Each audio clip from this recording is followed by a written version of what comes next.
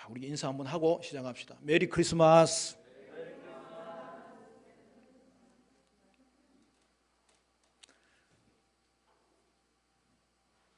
이 인사는 만국 공통어니까 영어로 해도 좋아요. 예. 오늘 깊은 성탄을 맞이하여 여러분의 마음과 여러분의 가정과 여러분의 모든 계획 가운데 하늘로부터 기쁨과 평강이 충만하게 임하는 축복이 있게 되시기를 간절히 축원합니다. 오늘은 성탄절입니다. 우리 구주께서 이 땅에 오신 날입니다. 우리는 이것을 성육신이라고 합니다. 하나님의 아들이 인간의 몸을 입고 태어난 것이죠.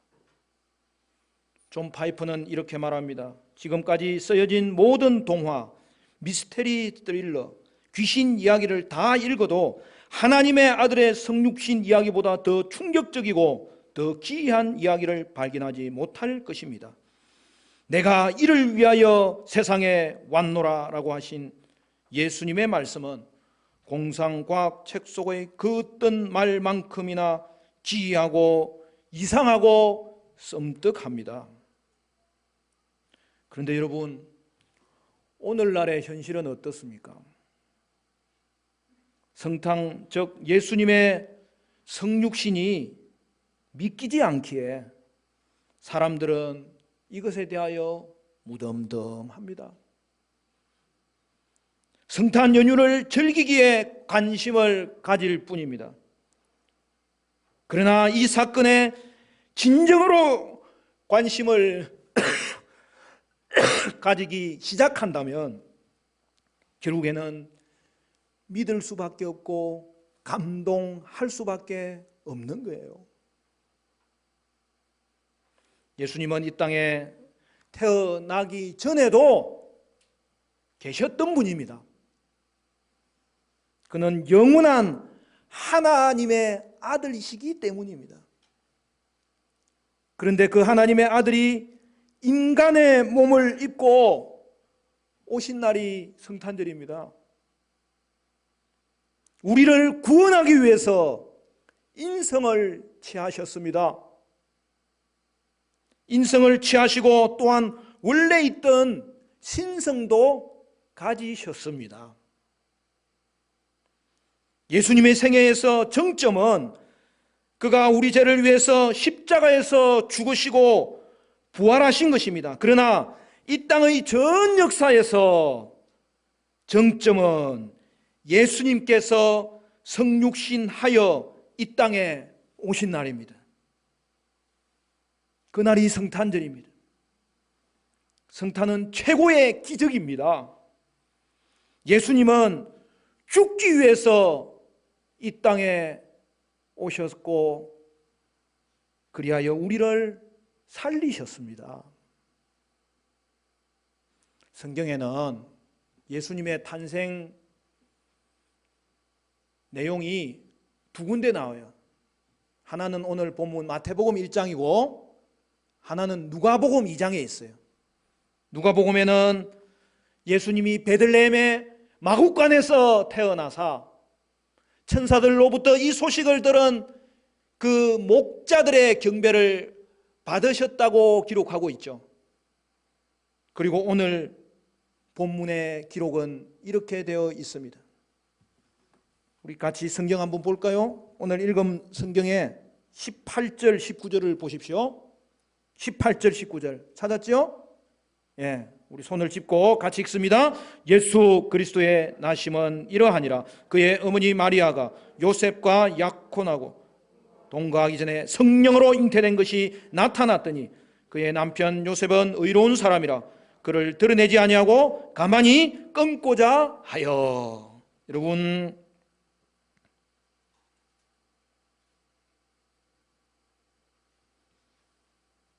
오늘 본문은 예수님의 나심에 대해서 소개한다는 거예요. 그리고 그 소개의 첫 구절이 뭡니까? 예수님께서는 하나님의 아들로 오셨다고 기록하는 거죠. 예수님은 요셉으로 말미암아 난 것이 아닙니다. 마리아에게 예수님이 잉태된 것은 성령으로 말미암아 된 것입니다. 예수님의 진짜 아버지는 하나님이심을 말씀합니다. 하나님의 아들이 오신 것입니다. 하나님의 아들이라고 하는 것은 하나님이란 뜻이에요. 인간은 인간의 아들을 낳듯이 하나님에게 하나뿐이 밖에 없는 독생자 하나님의 아들 예수님, 그 아드님을 이 땅에 우리를 위해서 보내셨다는 사실에 우리는 오늘 주목하셔야 됩니다. 그리하여 성탄절 새벽에 하나님께서 이 땅에 오신 것입니다. 그것을 23절은 정확하게 이렇게 표현합니다. 우리 23절도 같이 읽을까요? 23절 다 같이 시작. 보라, 처녀가 잉태하여 아들을 낳을 것이요 그의 이름은 임마누엘이라 하리라 하셨으니 이를 번역한즉 하나님이 우리와 함께 계시다 함이라. 예수님의 탄생은 하나님이 이 땅에 인간 몸을 입고 오신 사건이라는 거예요. 임마누엘, 그 엘이 히브리 말로 하나님이란 뜻. 임마누는 그분이 함께 계시게 되었다. 어떻게요? 그분이 이 땅에 오심으로 함께 계시게 되었다는 사실을 마태복음은 강조하고 있는 거예요.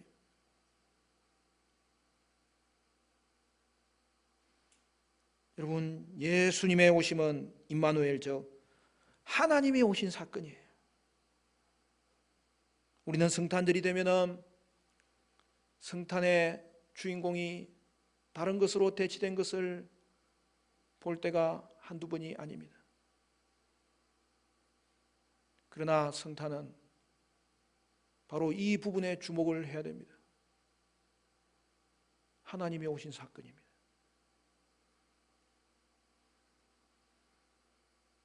하나님은 삼위일체 하나님으로 계시기 때문에 완전하시고 충분하시고 그분들의 사랑으로 인하여서 충만하신 분이세요. 그렇기 때문에 여러분, 하나님이 이 땅에 오실 특별한 이유가 원래 없는 거예요. 그런데 왜 하나님이 이 땅에 오신 것입니까? 우리를 사랑하시기 때문입니다. 죄인인 우리를 생각하셨기 때문입니다. 하나님이 우리를 사랑하사 죄에서 구원하시려고 오셨습니다. 그러므로 여러분, 예수님의 탄생은 임마누엘 사건임을 기억하셔야 됩니다. 이날에 낮고 천한 인간의 몸을 입으시고 하나님께서 오셨습니다. 물론 예수님은 요셉의 아들로 태어나죠. 그래서 누가복음에는 호적하러 가잖아요. 그러다가 하나님의 섭리하에서 마구간에서 태어나시잖아요. 요셉과 마리아가 정혼한 관계에서 태어나는 거예요. 근데 이것은 너무나 중요한 것이, 이로 말미암아서 예수님은 법적으로는 다윗의 자손으로 태어나게 되었던 것입니다. 그리하여 우리 예수님은 다윗의 계보를 이어시는 약속한 왕으로서, 그러면서도 초자연적으로 출생한, 즉 원죄를 가지지 않은 최초이자 유일한 사람이 되셨습니다. 즉 구원자의 온전한 자격을 갖추게 되셨습니다. 여러분, 이것이 성탄절의 근본적인 의미입니다. 오늘 본문은 임마누엘의 약속이 어떻게 실현되었는지를 구체적으로 보여줍니다. 우리는 여기서 요셉과 마리아가 한 일을 볼 수 있습니다. 그들의 순종과 헌신 덕분에 하나님의 위대한 계획이 이루어졌음을 볼 수 있습니다. 마리아는 요셉과 약혼하고 동거하기 전에 성령으로 아이를 잉태한 사실을 알았습니다. 여러분, 당시 약혼은 오늘날의 약혼보다 훨씬 강합니다. 법적 구속력을 가졌습니다. 당시에는 대개 약혼한 지 1년쯤 지나서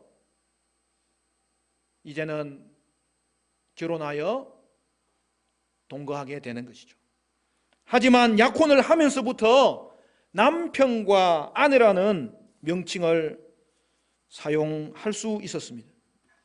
누가복음에 나오듯이 천사가 마리아에게 나타납니다. 성령으로 잉태해서 아이를 낳을 것이라고 알려주었습니다. 그러나 마리아는 남자를 알지 못하는 상태에서 임신한 이 일 때문에 마음이 혼란스러웠을 것이고, 특별히 요셉과 정혼한 관계 가운데서 이제 결혼을 앞두고 있는 그녀로서는 왜 하필 자신에게 이런 일이 일어났는가 싶었을 것입니다. 그리고 마태복음은 특히 마리아의 남편 요셉의 반응을 집중적으로 보여주고 있습니다. 마태는 요셉을 가리켜 의로운 사람이라고 하였어요. 이는 요셉이 율법 조항을 모두 지킨 사람이란 뜻이 아닙니다. 단지 그가 율법의 정신을 알았고 그것을 지키려고 최선을 다하는 사람이었다는 뜻이죠. 그는 처음에 마리아가 자신을 배신하고 다른 남자와 부정을 저질러 아이를 가졌다고 생각했을 것입니다. 너무나 당연한 일 아닙니까? 그래서 그는 어떻게 합니까?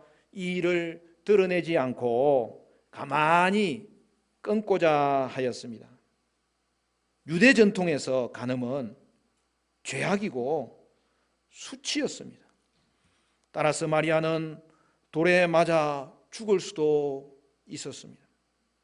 그러나 요셉은 마리아를 지키기 위해 이 일을 드러내지 않았습니다.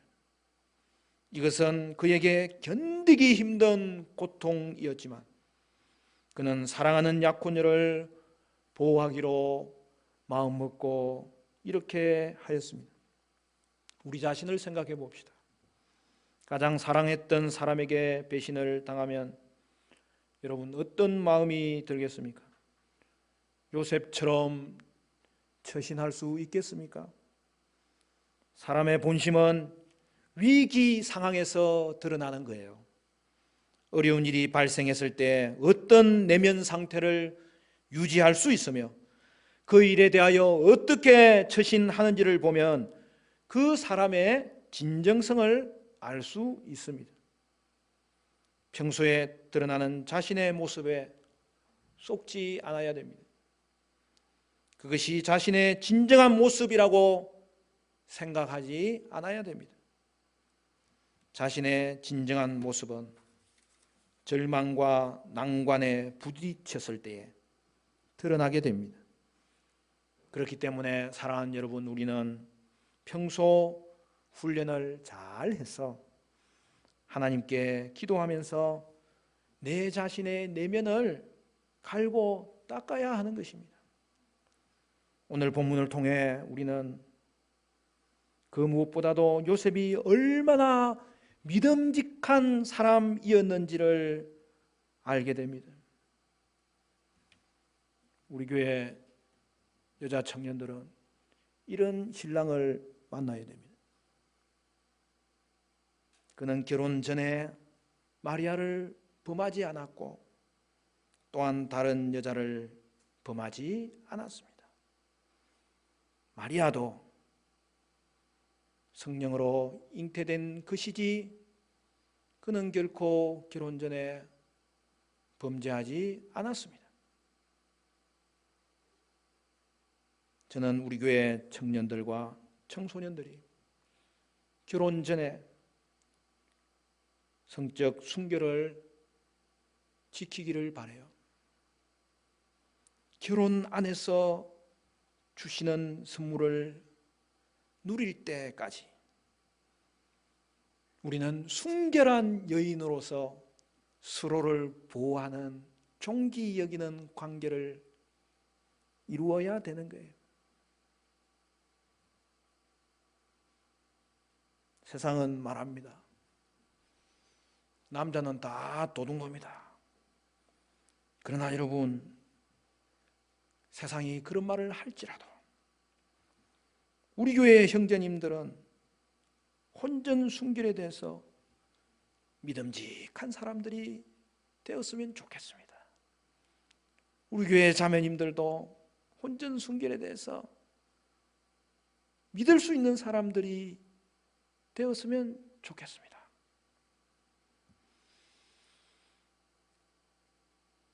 믿을 수 있겠습니까? 예, 믿음직한 분들이 보입니다. 크리스마스에 천사를 떠올릴 때에 대부분의 사람들은 천사들이 마리아와 목자들을 찾아간 일은 잘 기억하지만 요셉에게 나타난 것은 망각할 때가 많습니다. 요셉이 이 일을 생각할 때에 주의 천사가 꿈에 나타납니다.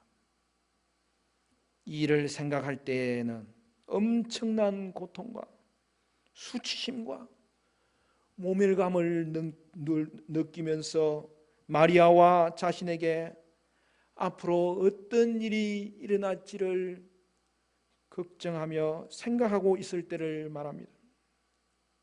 그때에 주의 천사가 꿈 가운데 요셉을 찾아봐서 말합니다. 20절, 21절은 이렇게 되어 있습니다. 이 일을 생각할 때에 주의 사자가 현몽하여 이르되 다윗의 자손 요셉아 내 아내 마리아 데려오기를 무서워하지 말라. 그에게 잉태된 자는 성령으로 된 것이라. 아들을 낳으리니 이름을 예수라 하라. 이는 그가 자기 백성을 그들의 죄에서 구원할 자이심이라 하니라. 여러분, 마리아를 데려오라는 말은 정식으로 결혼하라는 말입니다. 24절에서 보는 대로 요셉은 깨어 일어나 곧바로 마리아를 데리고 옴으로써 하나님이 전해준 천사의 말에 순종하였습니다. 그리하여 다윗의 자손이면서 하나님의 아들이신 예수님께서 이 땅에 태어나게 된 것입니다. 주의 사자는 아들의 이름을 예수라 하라고 말했습니다. 예수는 여호와는 구원이시다라는 뜻이. 이는 예수님의 사역이 무엇이 될 것인지를 가르쳐주는 내용이죠. 그리고 실제 이름이죠. 예수님은 유일한 구원자이십니다. 이어서 본문은 아들의 이름을 임마누엘이라 하리라고 말씀하였습니다. 이는 예수님이 어떤 분인지, 즉 그의 속성을 표현하는 거예요. 예수님의 탄생은 하나님의 오심의 성취라는 사실을 명백하게 가르쳐주고 있는 거예요. 그리고 마태복음은 시작에서 이렇게 말했을 뿐만 아니라 끝에도 임마누엘, 하나님이신 예수님을 가르쳐주고 있습니다. 마태복음 28장 제일 마지막 절 29절에 볼지어다 내가 세상 끝날까지 너희와 항상 함께 있으리라. 성육신 하신 하나님만이 우리를 구원하실 수 있고요, 또한 그 예수님은 지금도 죄인들을 구원하고 계십니다.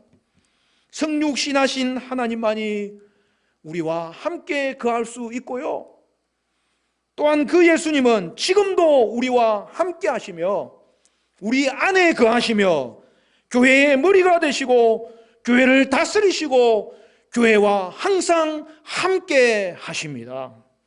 여러분, 임마누엘의 성취는 천사의 말이 아니죠. 천사가 해준 말은 예수라 하라 말했어. 그런데 임마누엘이라 하리라고 선언한 것은 마태의 언급이에요. 그는 이사야 7장 14절을 인용하는 거예요. 이것은 주전 735년 그 이사야 선지자 시대에 아람 왕 베가와 북이스라엘 호세아가 연합군을 이루어서 남유다 아스를 쳐들어왔을 때에 그때 하나님이 아스 왕에게 주신 징조였던 것입니다. 아스 집안의 한 처녀가 아이를 낳을 것이요, 그 아이가 장성하기도 전에 아람과 북이스라엘은 반드시 패망하리라고 약속해 주신 말씀이죠. 그런데 어떻게 되었습니까? 실제로 그의 아들 히스기야가 태어났고 그 히스기야가 장성하기도 전에, 왕이 되기도 전에 이 일이 이루어진 사건이고, 마태는 이것을 이제 예수님의 탄생을 위한 예언이었다고 인용하고 있는 것입니다. 사랑하는 성도 여러분, 구약의 임마누엘 예언이 유다를 구원하는 예고이었듯이 이제 신약 시대의 예수님의 탄생은 온 세상의 구원을 예고한다는 것이죠. 요셉은 천사의 말을 순종하였습니다. 하지만 얼마나 힘들고 고통스러웠을까요? 때로 명령에 순종하려면 큰 대가를 치러야 합니다. 쉬운 명령에 순종하는 것은 많이 어렵지 않을 것이지만 감당하기 힘든 명령에 순종하는 것은 참으로 어려운 일입니다. 큰 희생을 감수해야 할 수도 있습니다. 그러나 요셉은 순종합니다. 그는 마리아를 데리고 왔습니다. 그리고 아들을 낳기까지 마리아와 동침하지 않았습니다. 이는 예수님의 신적 기원을 강하게 지지해 주는 모습이죠. 물론 예수님이 태어난 후부터는 그들은 일반 부부처럼 동침하고 아이를 계속 낳았습니다. 본문 마지막 절은 이렇게 말합니다. 25절 말씀, 아들을 낳기까지 동침하지 아니하더니 나음의 이름을 예수라 하니라. 요셉은 아이의 이름을 예수라고 짓기까지 그는 하나님의 말씀에 온전히 순종하였습니다. 사랑하는 성도 여러분, 예수님은 임마누엘, 하나님으로 오신 분입니다. 예수님의 탄생은 하나님이 이 땅에 오신 사건입니다. 성육신, 즉 하나님이 인간의 몸을 입으셨고 이 땅에 오셨습니다.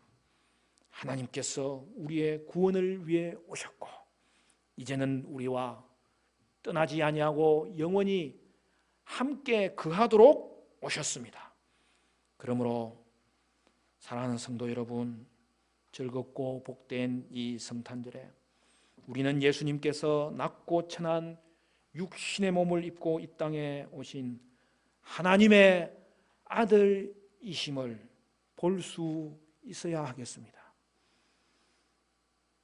여러분, 본문에 이 일이 기록된 것은, 그리고 여러분이 이 기록된 말씀을 통하여서 복음을 이 시간에 듣게 된 것은 예수 그리스도께서 이 땅에 오신 하나님의 아들이심을 믿게 하려는 것입니다. 그리하여 이날에 감동하고 감탄하고 경배하게 하려는 것입니다. 사랑하는 성도 여러분, 그러므로 오늘 성탄절을 맞이하여 가장 경이로운 사건, 임마누엘 하나님을 보실 수 있기를 바라고 하나님의 아들로 오신 예수님을 믿을 수 있기를 바랍니다.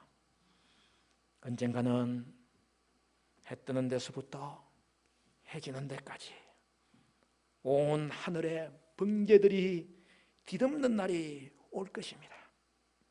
그날에 예수님께서 수많은 천사들을 이끌고 구름을 타고 나타나실 것입니다. 우리는 그분을 그날에는 분명하게 보게 될 것인데, 그때 공포에 질려서 떨든지 아니면 순전한 기쁨으로 전율하면서 떨든지 우리는 떨게 될 것입니다. 저는 그날이 저와 여러분에게 순전하게 기쁨으로 뜨는 날이 되기를 바라지 두려움으로 뜨는 날이 되지 않기를 바랍니다. 이를 위해 우리는 먼저 성탄절에 임하신 하나님의 아들의 모습을 볼 수 있어야 되겠고, 임마누엘 하나님이신 예수님, 하나님의 아들로 오신 예수님을 믿을 수 있어야 되겠습니다. 사랑하는 성도 여러분, 성탄의 주인공인 예수님을 여러분 마음에 영접하심으로 여러분이 구원의 주인공이 되시기 위하여서 예수 믿으시기를 바랍니다. 여러분, 그리하여서 2020년 이 성탄절은 다 과거의 어느 날과도 바꿀 수 없는 특별한 날이 되기를 바라요. 그렇게 될 수 있는 비결은 2022년 성탄절 생각할 때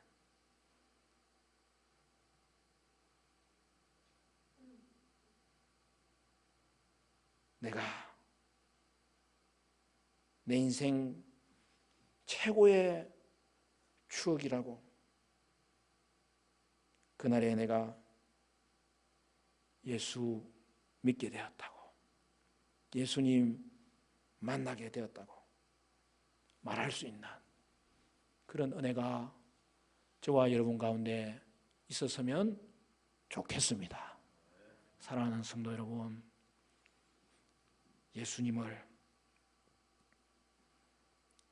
하나님 아들이신 예수님을 믿으심으로 말미암아 죄 사함을 받고 영생을 얻고 여러분의 인생이 하나님의 보호하심과 돌보심 가운데 지내기를 바라고, 오늘 우리 예수님은 우리를 오늘도 통하여서 일하시는 하나님이실진데 말씀에 순종하여서 하나님의 일에 영광스럽게 쓰임받는 저와 여러분 되시기를 주님의 이름으로 간절히 축원합니다.